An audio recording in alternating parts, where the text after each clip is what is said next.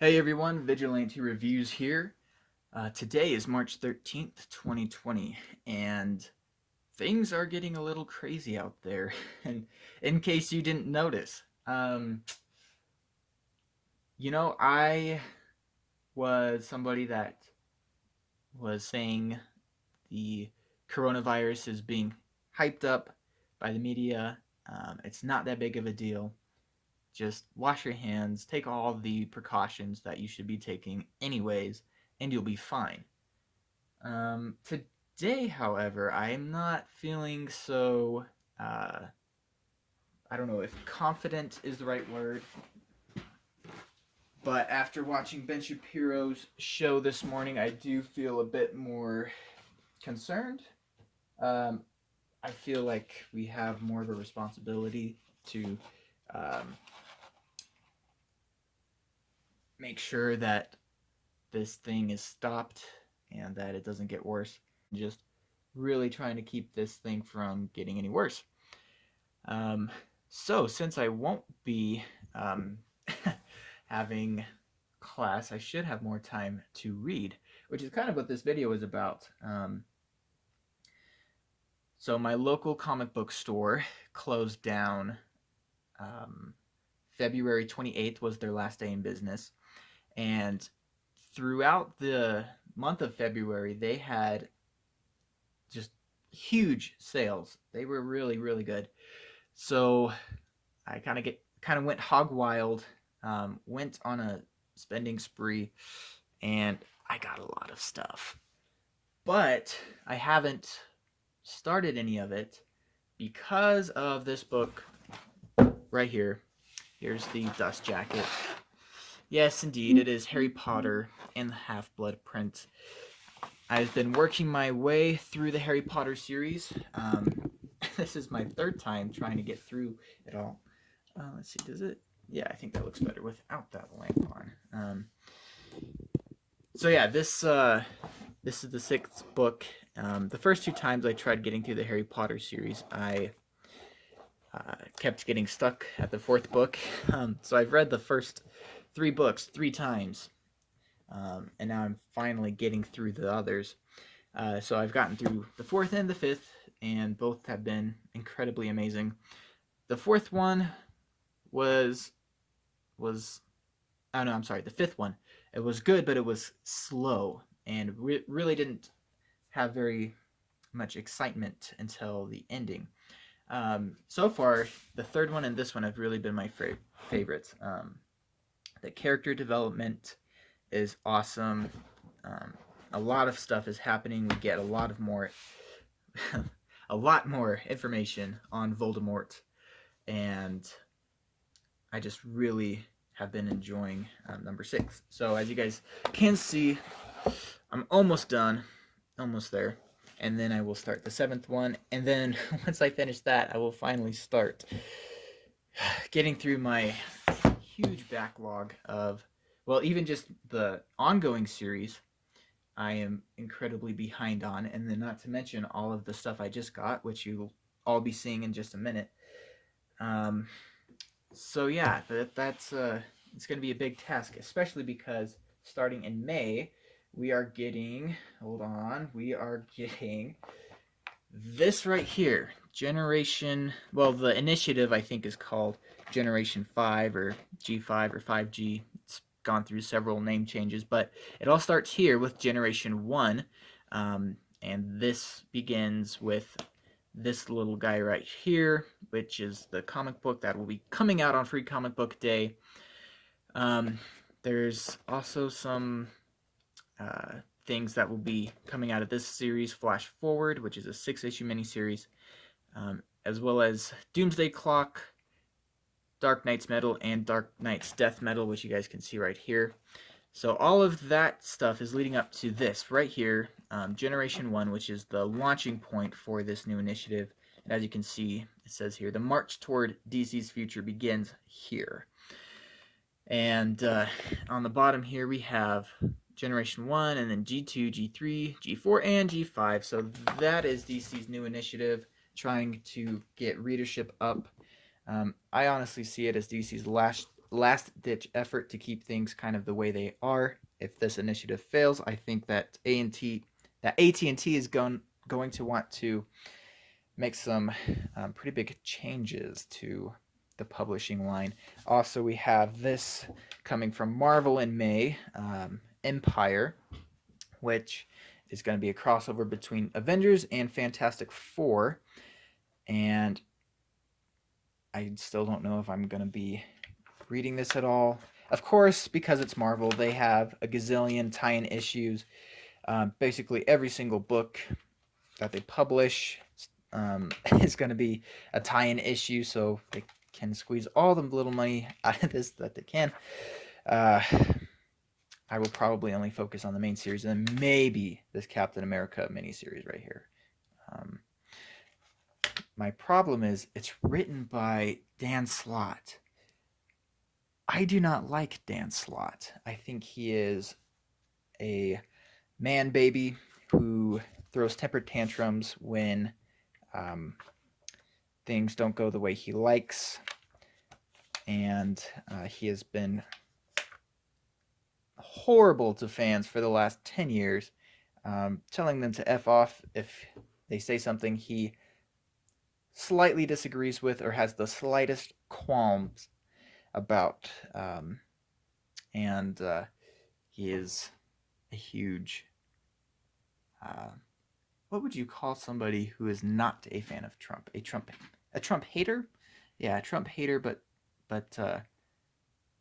like I said, a man baby who cries about Trump all the time and tells everybody who, well, he says that if you voted for him, he's not telling you to F off. But if you do vote for him again, then yeah, F you. Well,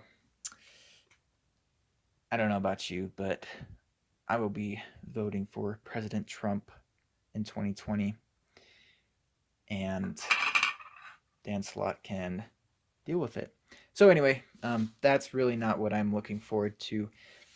It's the Generation 1 leading into Generation, these future books that I'm really looking forward to. So anyways, with that, let me go ahead and show you guys all of the stuff that I have to read and all the things that I got from my comic book store since they closed down. I should mention that there is still a comic book store in town, which will now be getting all of my business. And we got their logo right here, the Iron Lion. Very cool comic book store, very classy, and I will be more than happy to give them my business, even if they are a little bit further away. You will see me wearing these. This is not because I'm afraid of getting coronavirus from my comic books. This is just because I get sweaty hands, and comic books do not mix well. So this is for the comic books protection, not mine. Oh man, if I can get this thing to... So right here are all of the individual comic books that I need to read. There's some in there, like I think under here is Batman and Robin Adventures, the animated series spinoff. So as you guys can see, I've been buying the comics a lot, but not reading them because I've been focused on Harry Potter, and so they kind of just stack up. And I just keep them in the bags because it keeps them a little more protected, I guess. But yeah, here's my desk. There's all the stuff from Focus on the Family I need to listen to and read. But yeah, anyway, here is the first little things that I got. These are some pins. I've really started to like these. I think they're cool, and it's cool to see them pinned on hats and stuff. I got 2 of the Batman ones, so I have spares, or you never know when you need more than one. So that's kind of the small things. Here are the Batman and Robin Adventures I was talking about. I got volumes 1 through 3. So I'm excited to look into those. I really enjoyed the Batman animated series as a kid, and so it's cool they came out with a spin-off series. I think they came out with these in the 90s too. Um, but yeah, they're written by Paul Dini, who is co-creator of that show, and so I think those are cool. I'm just gonna put my my gloves on real quick.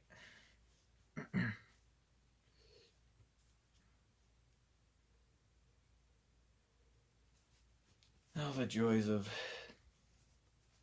sweaty palms. All right, so got those, and then this is a big bag.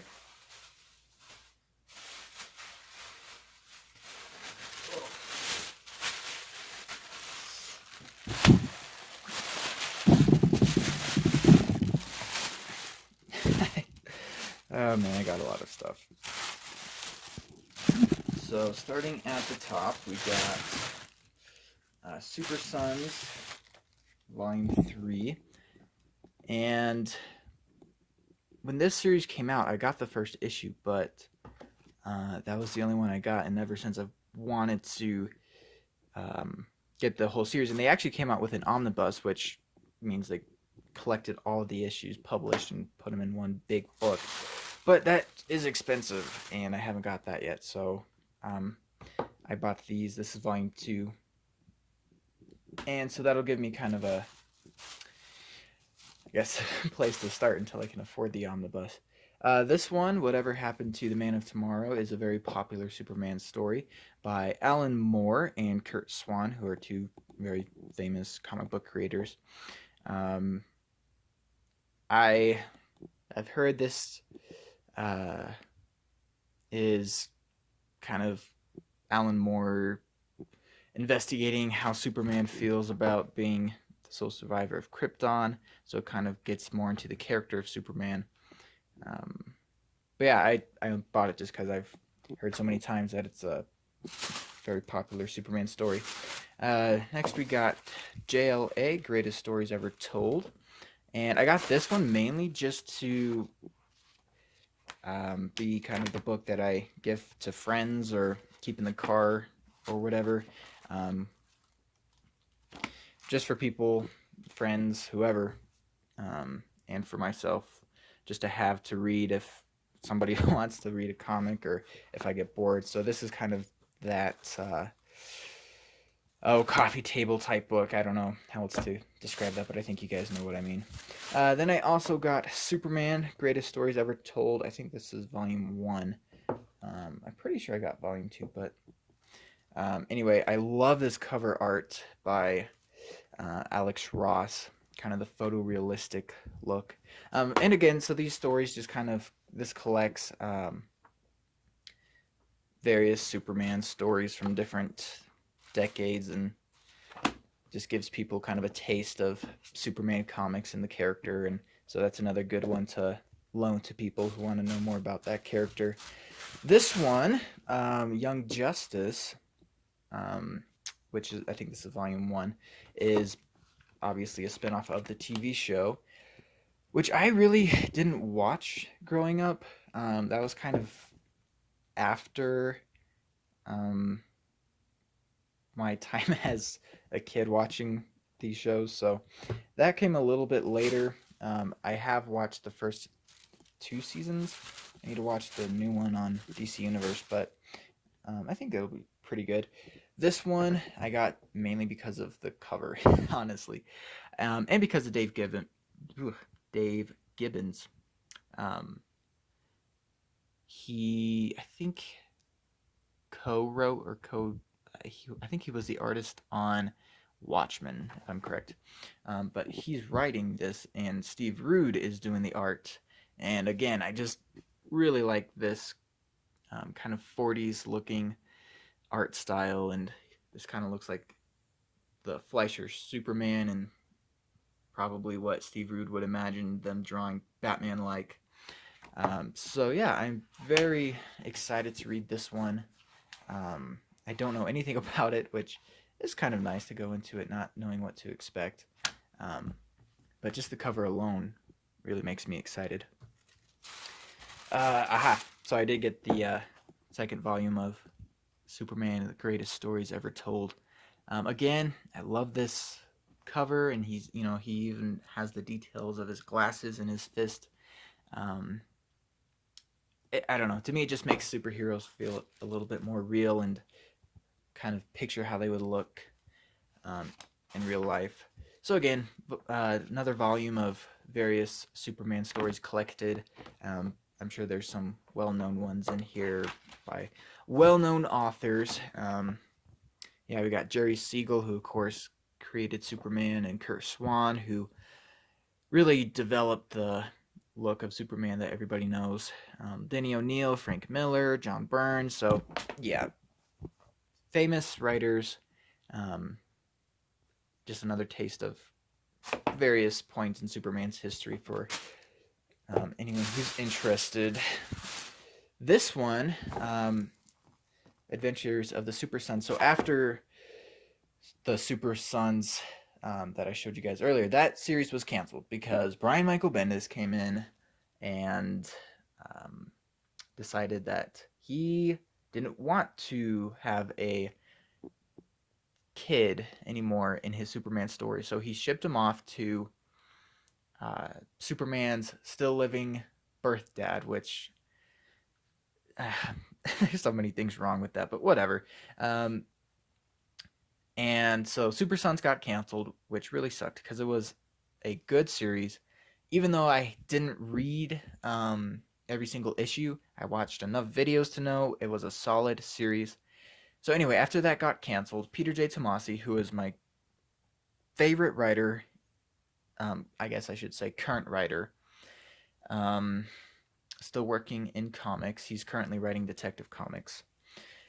And he's the one that was writing Superman and Super Sons until Bendis came over and ruined everything. But anyway, after that happened, Tomasi said that he still had at least one more story of the Super Sons to write, and that's what this is. So this takes place before the series was canceled, when John Kent was still a kid instead of a stupid 17-year-old, which is what Bendis did to him. So anyways, I have all of the individual issues of this. There was 12, and I bought all of them knowing that I would read them eventually. But it's nice to have them in a collected edition, at least this. So this is volume 1, so it probably has like 5 or 6 issues in it. That way I don't have to worry too much about ruining the original copies, the individual books. And it is nice to read it more in a book style, where the story just kind of continues and you don't have to go and find the next issue. Let's see. Next up, we got Batman White Knight by Sean Gordon Murphy. And this is, again, another book that I've heard a lot of good things about, particularly from Diversity in Comics. I guess the channel is now known as Comics Matter with your boy Zach. But anyway, so this is a story about the Joker going sane, and that's really all I know about it so far. I tried to stay away from the reviews from Zach. I think I watched the reviews for 1 or 2 issues, but it was just something that I wanted to read on my own. But again, it was on sale, so I got it. Second to last is another Superman story, Superman's Secret Identity, which is on most people's list of top Superman stories ever told.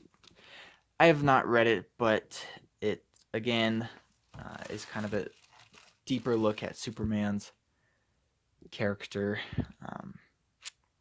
So that's why I got it. It's just because it's been recommended so highly, and I mean, it was on sale for a really good price, so I went ahead and got that. And that's again basically all I know about it. The comic book. One of my friends at the comic book store. He's like, yeah, this we don't deserve a story this good. So I'm expecting great things. I hope I'm not disappointed. And then lastly, this is actually not um, a comic, but it is something I've seen a lot. This is the Marvel way to draw comics, and there's been a lot of iterations of this book, and it's kind of the essential how-to book for comic book artists. Um, and so I would like to get better at drawing. I've never been skilled in any way, but I think this could be a good start. But it's cool because it was written by Stan Lee and really shows his process for how to draw characters dynamically, how to make them look good, how to draw them realistically, and how to draw them in proportion to their surroundings. And I mean, really, art is so important to comics because comics is really a visual medium, and there's always been a debate about what's more important, the story or the art. And you get the best cases or the best stories um, when the art and the story are great. So, anyways, this was just something that I wanted to get. I saw it and decided to get it just because uh, I think it's in most people's collection, and I wanted it too. So that was the biggest haul. Here's a few more smaller things. We got Spider-Man Life Story by Chip Zdarsky, and Chip Zdarsky used to be somebody that I was not a fan of at all. His writing was very childish and just painful to read. um, but he got, I don't know, something clicked. Must have watched Zach's videos or something. And now he dishes out really good stories. So this is kind of a cool concept. It tracks Spider-Man's life from the 60s, which is, of course, when Spider-Man was created, and follows him all the way up to the present, aging him up along the way. Because, of course, in any modern, current, I should say, Spider-Man run, he's going to still be younger on the young side. I don't think he's necessarily a teenager anymore, but this, ages him up realistically. So by the time you get to today, the 2020s now, he is in his 60s. Yeah, he would be in his 60s. So anyway, I'm looking forward to reading that one. This is something that I was really excited to get. The New Teen Titans Volume 1 by Marv Wolfman and George Perez. This is the show that I grew up watching. Teen Titans with Robin and Starfire and Beast Boy and Raven and Cyborg.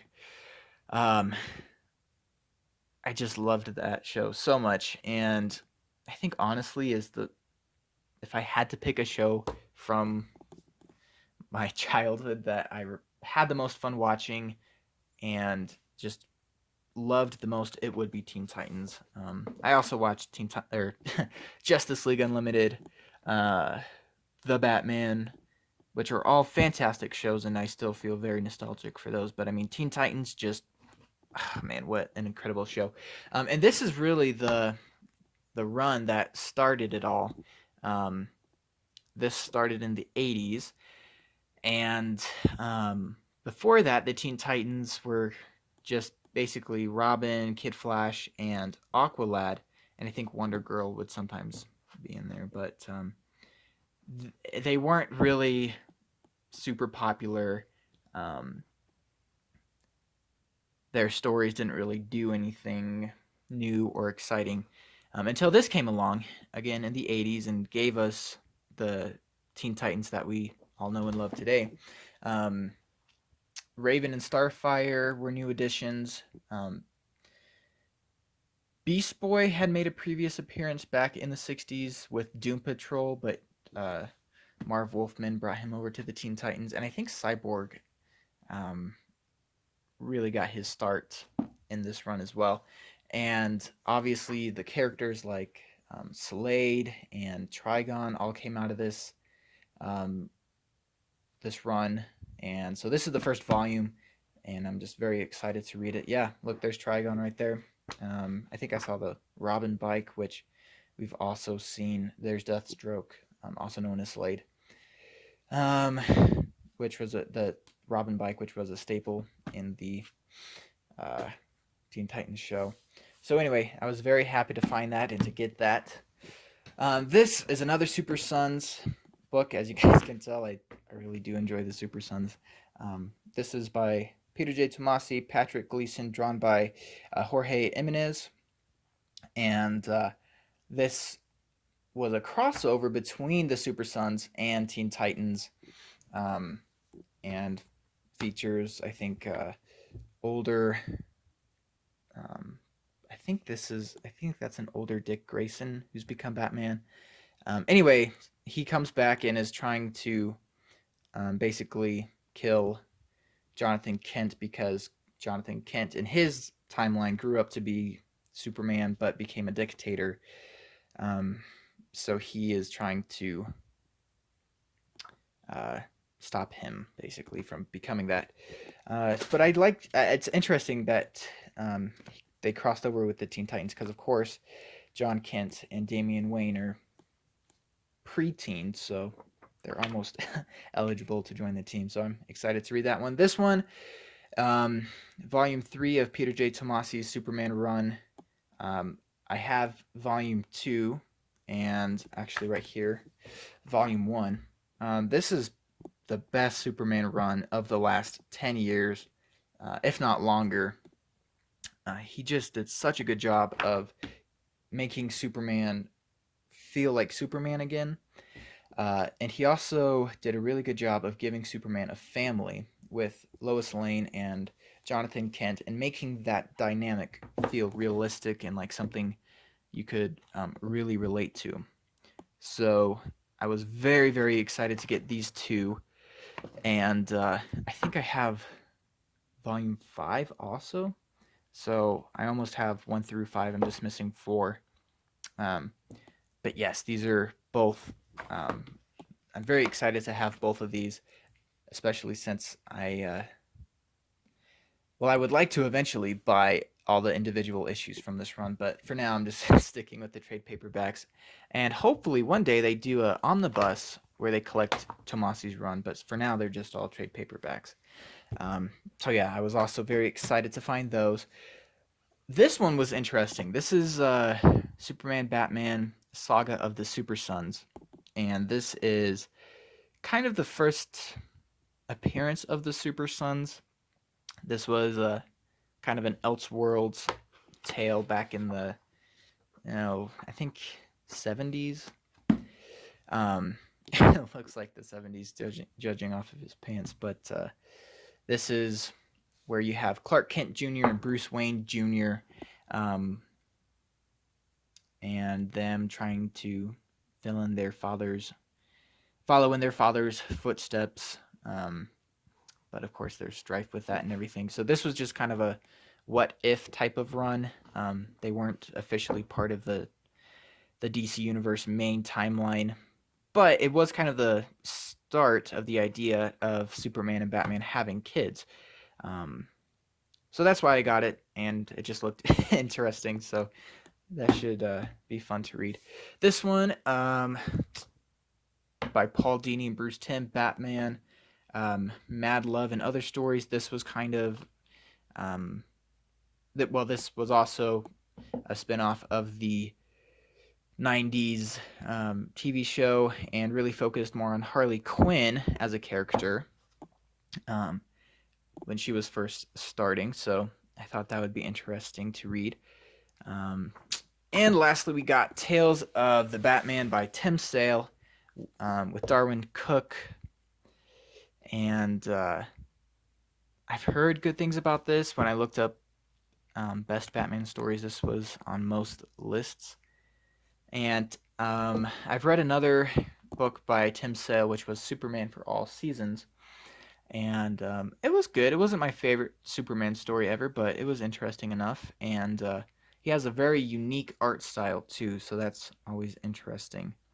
So yeah, I don't know too much about that one, but again, it'll be interesting to read. I did get one more book, which was by Jeff Loeb and Tim Sale, who also wrote the Long Halloween and Superman for All Seasons, and it was a Captain America one called Captain America White. Um, but I decided to give that to a good friend of mine who's a Captain America fan, so hopefully he enjoys that one. Um, but yeah, guys, I mean, as you can see, I've got plenty of stuff to read. Uh, if I end up being in full quarantine. So thanks you, thank you guys for watching. I hope that as I do more of these videos, I still feel like I'm very choppy with the way I talk, and sometimes it's hard for me to follow a main thought point. So I hope to get better at all of that as these videos continue. And yeah, you guys stay safe out there. I hope nobody you know has been affected too terribly by this pandemic. But anyway, I hope to see you guys again soon, and thank you for watching.